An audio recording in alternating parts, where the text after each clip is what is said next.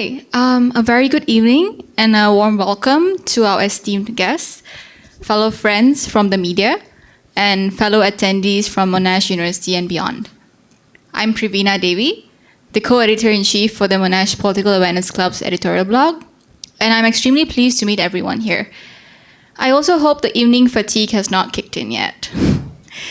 Next up, allow me to introduce our next speaker, Associate Professor Derry Wijaya. Dr. Wijaya conducts research in natural language processing with a focus on machine learning, deep learning, and large language models, applications in multilingual NLP. Her studies include machine translation, which demonstrates how to leverage well-annotated languages to improve the translation of less annotated ones, and how images-related tasks, data augmentation, and LLMs can be used to improve the representation and translation of languages with little training data. Graduating with a postdoc from the University of Pennsylvania, she has also conducted research on analyzing bias and misinformation within AI models and in public communications. For today's session, she'll be talking about misinformation and toxicity related to COVID-19. Esteemed guests, please give a round of applause for Associate Professor Derry Wijaya. Thank you. I'm going to share my screen. Yes.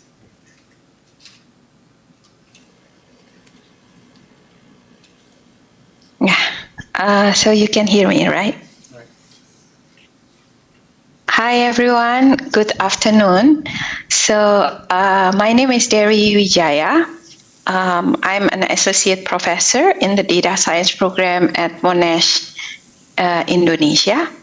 And today I'll be talking about also co-director with Ika Idris just now on our Data and Democracy Research Hub at Monash, Indonesia.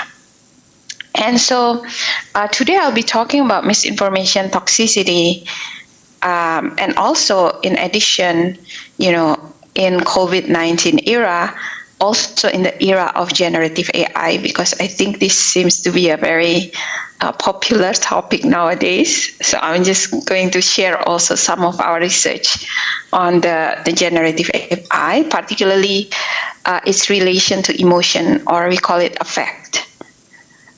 So today I'm going to talk about how, our work research on misinformation and toxicity during the COVID-19 period, which hopefully is ended now. I'm not sure, like in Indonesia, we no longer wear masks. So I think it's the same probably in Malaysia. But we believe that we can draw lessons from our work on misinformation and toxicity, especially with the upcoming election. Yeah, so this is one of the paper we recently published about the misinformation and toxicity, particularly in Instagram with the hashtag coronavirus. During this period, actually, very interestingly, Instagram, despite the the usual, right, because misinformation actually is not going against their unique selling point, right? Like if you have a lot of people interacting with the post, then it's good engagement for the platform. But during the early period of COVID-19, Instagram actually does content moderation. So the content moderation that they did was simple. Whenever somebody posts something with the hashtag coronavirus, Instagram will cover the post and instead, show this pop-up, basically saying that, are you looking for coronavirus info? And if so, you can probably start with, the most up-to-date information from the Centers for Disease Control and Prevention, or CDC, which is the center that was at the beginning of COVID, was very active at educating people about COVID-19. And so this pop-up So people can choose whether to go to the CDC website to check more factual information about COVID or see the post itself. So they have a choice, but the pop-up comes first. So we collect the data to see what the effect of such moderation, right? So we collect the data in the early period of COVID. It was January and February 2020, and then there was the content moderation starting from February 10 in 2020, where Instagram redirect traffic. And also at the same time, they were reducing content of misinformation in their platform. And we check, what happens during that period in terms of after the content moderation, whether there is a short-term effects to that moderation and also a long-term effects. So we collected data throughout this period and we annotated the posts for misinformation. So what we found is, of course, very interesting is that we annotated almost 10,000 image posts and associated captions for misinformation. And at the same time, we also want to look at the effect this moderation had not just on misinformation, but also on emotions and toxicity and identity attack in these comments, like these posts and comments. Because at that time, particularly in the US, there was the Asian hate wave, right? Because people were blaming basically East Asian people for the COVID-19. So what we found is that from our annotation, so these are annotation of misinformation, we saw there's a drop basically during the period where there was the moderation. There's a big drop in misinformation after the implementation of Instagram content moderation, and afterwards it doesn't really bounce back to the earlier period. So there is some effect at moderating content, even as simple as just something pop up and asking like, do you want to check out some more factual thing about the thing you are looking for. And another interesting thing is in terms of identity attack and toxicity, we found that before the moderation period, there was identity attack, and it peaks at the pre-content moderation and then leveled off. So there was like the not only misinformation was gone, but also toxicity and identity attack did not return after in the long-term effect of the moderation.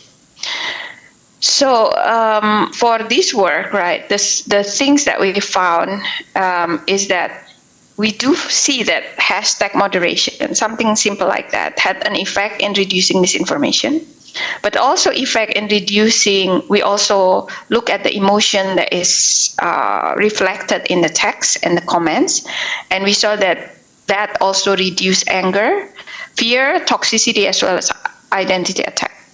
And we also see that from our annotation that images with people of East Asian descent were associated with more anger, more fear, more toxicity, and identity attack than images of people of other races, which was supported by other findings as well. But an interesting thing is this relationship between misinformation and toxicity, particularly like before moderation, there was a peak of identity attack, but after moderation, there is little of that, and no identity attack and little, like less toxicity. So another work that we did on this misinformation is trying to identify misinformation, because the previous work we did things manually, and of course with being in data science and using AI, you want to also create data that you can then use to train your model to identify misinformation themselves. And so this particular work, which will be presented next month in December in Singapore, in one of the NLP conference. natural language processing, by the way. So this work looks at COVID vaccine misinformation. So not general COVID misinformation, but vaccine misinformation, because we believe that is important moving forward as well. Because if there is misinformation about COVID vaccine, we want to see whether later on there will be vaccine hesitancy towards other types of vaccines. And I think people are starting to see that, in terms of upticks of childhood vaccination drops after the COVID, at this period, so after COVID-19. So we want to basically create such data set that can be used to then train model to identify other types of vaccine misinformation as well. So in this work, we focus on 3 middle income countries. So the data set is multilingual because it comes from these 3 different countries. Only Nigeria is predominantly using English in their Twitter data set, while Indonesia and Brazil are using Indonesian and Portuguese.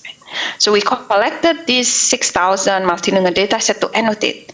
We annotate, first of all, whether the tweet is relevant to COVID-19 vaccine, and then whether there is misinformation. And in addition, what are the themes of misinformation? Because we want to see if there are relationships between different countries, cross-border kind of misinformation. And the thing we did here in terms of machine learning is we realized that data set on misinformation is much smaller than data set of non-misinformation. In a large amount of tweets, there are more non-misinformation than misinformation. So we want to add more data to help us train our misinformation detection system. So what we use is large language models, particularly ChatGPT, to help us create this pseudo data set that we can then use to augment our training data and to train the misinformation detector system. So this is very interesting because, when you talk about generative AI, you think, yeah, you can use it to create misinformation at a speed that no one has ever seen before, at the scale that no one has ever seen before. But at the same time, these are probably also the tools that can help us detect misinformation in the most accurate way possible. Right? So what we use is basically we use ChatGPT to help us generate more training data to make the misinformation detector more effective. So the prompt, right, we give it examples of real tweets that real misinformation tweets that belong to a particular theme, say infertility, and then we ask it to generate more. So we have more examples of infertility-related COVID vaccine misinformation. So for example, here you give example the only reason why I'm not getting vaccinated is so that I can donate my sperm for 1 million or something like that. And then the some other examples of infertility-related COVID vaccine misinformation. And then the ChatGPT think that this following one is the one it generates. So my friend's cousin got the COVID-19 vaccine and now she can't get pregnant. Vaccines are dangerous and should be avoided. #vaccines are poison. So these are generated tweet by ChatGPT using our prompt. So we use these not to release it to the wild, but to train our model to give it more example of potential misinformation. And then we use the model to detect misinformation in a large-scale study of 19 million multilingual tweets, all the way from 2020 to 2022 from these 3 countries. And using this idea of augmenting data, actually the performance of the model significantly increased. We can detect misinformation with 80% or so accuracy. And from the results, we saw that there is some correlation, interestingly, between how the number of new COVID cases changes with the rate of misinformation, particularly for Brazil and Indonesia, because Nigeria had during some periods of COVID-19, they place a ban on social media. So there was some other other factor that influenced the results. So we saw only this correlation between cases and misinformation rate in Brazil and Indonesia. We believe it's potentially because of the ban, but there could be other factors. In any case, we saw that when the number of COVID cases rises, like new cases rises, more misinformation is being spread, which is interesting because that means, it supports also previous studies that, like qualitative studies that see when, there's panic or there's confusion in the population, then misinformation thrives. So I think that's what might be happening here. So misinformation thrives could be at the time of uncertainty or confusion.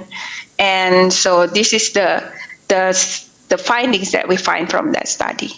And to wrap it up, I want to add some more generative AI work, because we use it to generate text. How about when we use it to generate, say, images, right? How will it affect the emotion of the people? Because like Ika said, recently things are moving towards more multimodal stuff. So misinformation will also take the form of multimodal stuff. Last time you say no picture, hoax, right? Now with picture also still got hoax, right? So, and we want to see here in this paper, this research work, like how does AI generated images affect emotion of the readers? So we explore this kind of emotional responses by using generative AI, particularly DALL-E 2, to generate images based on news article headlines. So the headlines are based on two different issues. One is climate change, and the other one is gun violence issues, which is a big issue in the US. So with my US collaborators, basically we take the headline, we compare, between the human selected images and the AI generated images, and ask the annotator what kind of emotion they feel when they see the image. So what we find is that images alone, interestingly, doesn't always give the right emotion. So if you show, for example, for climate change, if you show like this kind of a wheat picture, people will think, oh, it's so beautiful. It's so admiration was the dominant emotion. But if you actually show the headlines with it, then it changes to what the headline is currently saying, basically. So images alone doesn't really, it's not always informative. So, but combination of image and headline could really, steer people's emotion in whatever direction you want them to go, right? So, and another thing that we find is that when the image is aligned with the headline, so like the image containing information that is enough to capture the headline, between the human selected images and AI generated images with this high context and clarity, there's the distribution of emotion is similar. So AI with a headline, with a specific headline that could help it generate, like with a specific prompt that could help it generate a targeted image for a particular emotion, it can actually evoke the same emotion that a human selected image can. So, and especially for this case is for climate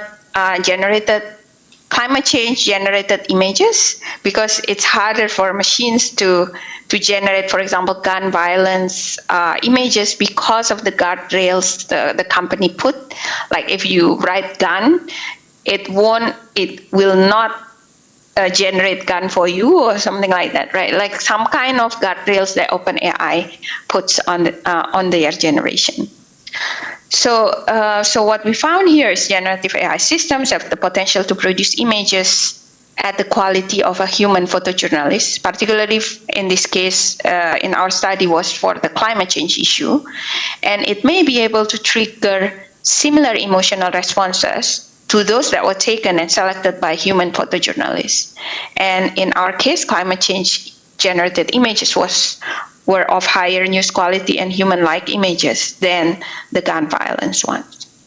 So in summary, basically, we find that, yes, there seems to be a relationship between misinformation and toxicity, but content moderation can reduce this misinformation and toxicity, and that whenever there's a period of uncertainty, misinformation might thrive, and generative AI can be used like a kind of double-edged sword, right?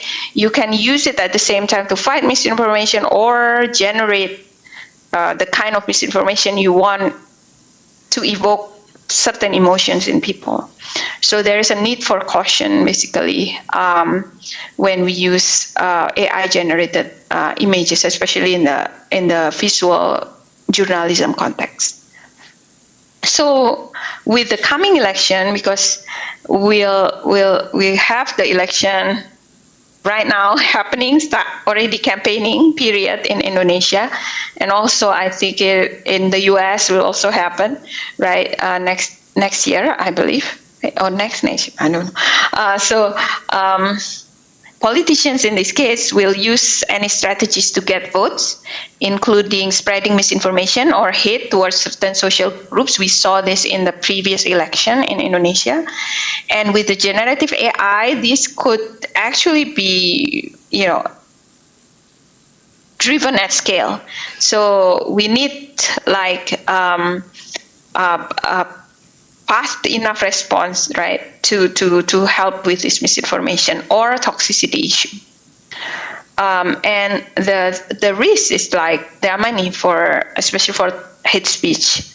When left unchecked, it can have far-reaching impact like discrimination. If you ban it too much, like you remove like anything with a keyword disability, for example, then it could also impact on free expression, like people cannot talk about disability, so you cannot use the keyword-based methods because they mean differently in different contexts, and then they can cause psychological harm, they can normalize hate, they can produce or deepening social division, intolerance, violence, and basically undermine democracy. So the challenges, like I mentioned, we can no longer use lexical-based model. For example, like this HurtLex is a lexicon of offensive, aggressive, and hateful words.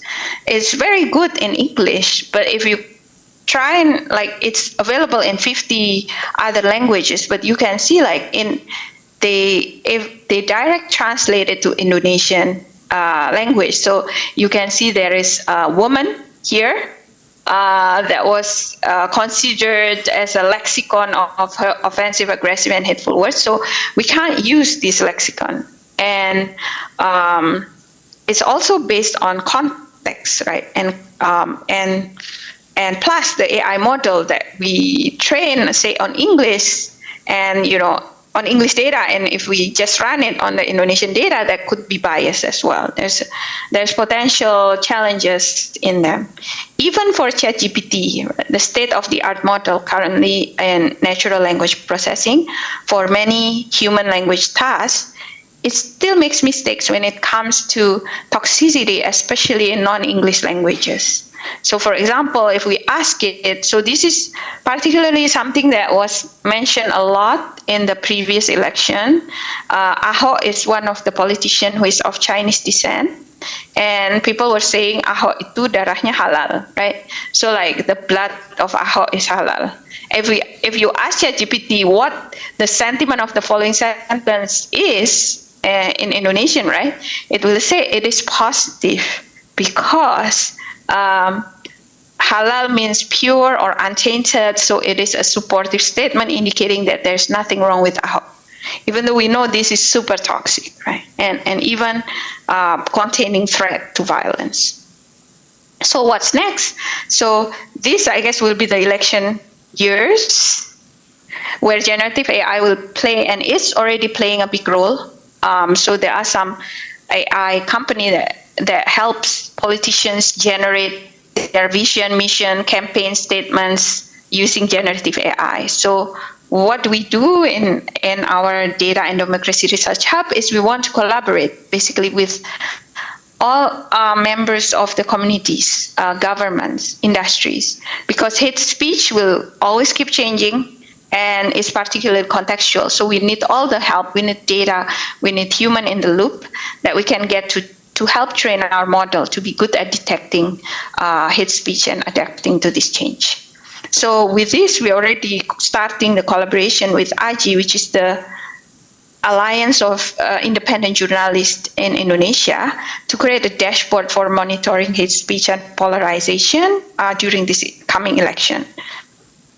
So beside that, we have other collaboration like with Nazirul, for example, in this Data and Democracy Summit, and hopefully in the future as well in our research hub, right, Nazirul. And then with Monash Data Futures Institute, we have polarization project. Ika had been traveling in last month or so to Australia to attend Social Science Week. And then we also have a research collaboration plan with a media company in Indonesia, as well as think tanks and the Center for Information Resilience that Ika mentioned before. So that's all I have for my presentation. Thank you.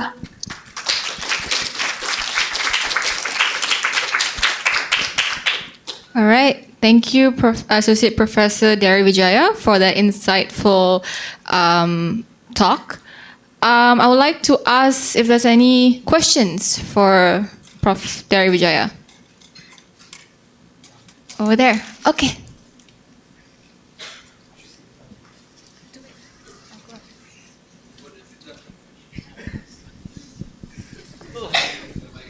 Yeah.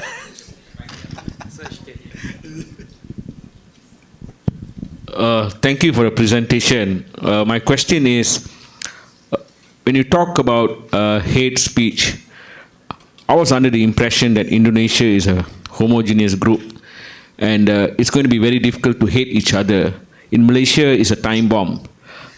You can make any statement about the 3R and there will be a riot.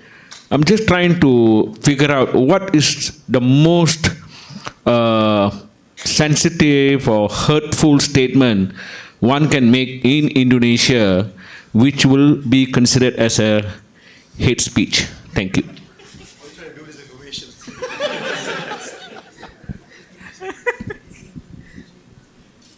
Yeah, I think that question is probably more for Bu Ika than me, because I'm more the engineer side of it. Like, so I just take data from that is given from the communities that are impacted, and use that data to train the machine learning to identify if something is hate speech or not. But I think it's very clear, like from Ika's presentation as well, that I'm not sure if she's still here. Okay, so no, she's not here. But it's clear from her presentation that in previous elections, there are actually several hate speech and identity attack that actually result in violence. So in one of it is the election in Kalimantan. So it was between Malay and Dayak. So even though we look like we may be homogeneous, we actually consist of many ethnicities. And during elections, these are used to, to stir basically the problem between ethnicities. There is already some, like friction between the ethnicities, and during the election, this is used basically to gain votes, right? So if you like condemn a particular group, you can get people who also condemn that group to support you. So something along that line. So most of the time, maybe not so much, not so much hate speech may be. We will see in our dashboard, right? But during this election, that's why we want to monitor how big is the what's the volume of the hate speech. And typical targeted group, I would say, would be Chinese Indonesian. Also in relationship with the anti-foreigner thing that is happening all around the world. Same thing is happening in Indonesia as well. Non-Sunni Islam groups, right? So there are Shia group, and then there are Ahmadiyya group, and those things, and then LGBTQ. I think Ika mentioned. So these are the communities that we have actually invited to be in our focus group discussions about what keywords we should look out for, and also annotate the tweets that contain this keyword to say whether or not they contain hate speech. Because like I mentioned, sometimes keywords on its own doesn't always show hate speech. You can say, hey, you Japanese, right? It could be okay if you are talking to your friend, hey, you Chinese or something. But in some certain contexts that could be actually toxic. So yeah, that's all I can say about it. I'm not really expert. I would say I'm not expert in this area of more towards the sociology of hate speech. I'm the machine learning person. I hope that answers the question. Yes, it does. Thank you. All right. Thank you, Professor Wijaya. So I shall move forward with the next speaker. So for that, I'll be passing this microphone to Brian.